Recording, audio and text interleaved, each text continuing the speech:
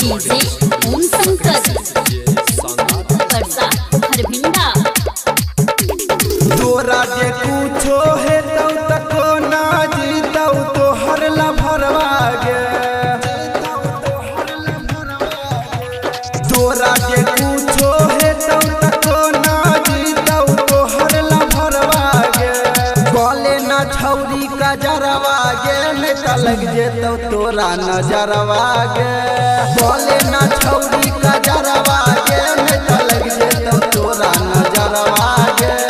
तोरा चलाई देतौ दहिनिया घूमन एना बजरवा गे।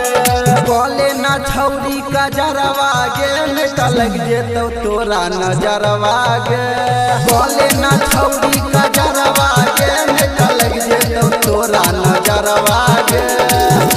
Recording by R music. DJ Om Shankar Parsa Harbhinda. तोहर रूप के जोरा नहीं छौके जान। फुर्सत से बनेने छौ भगवान।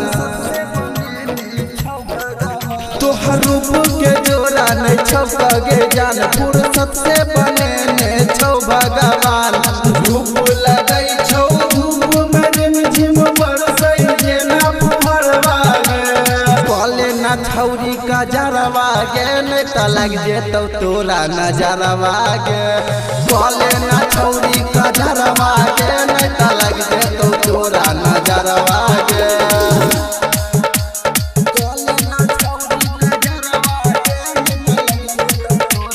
डीजे ओम शंकर परसा हरभिंडा।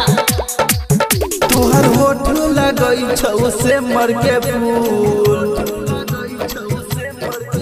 तोरा देखी त जाइ छी दुनिया के भूल। तोहर होठ लगै छौ से मर के फूल। तोरा देखी त जाइ छी दुनिया के भूल। राइटर राजा चंदन निराला रहै छौ तोरे नियरवा गे। बोले ना छौरी का जरवा गे नहीं त लग जेतौ तोरा नजरवा गे। बोले ना छौरी का जरवा गे नहीं त लग जेतौ तोरा नजरवा गे।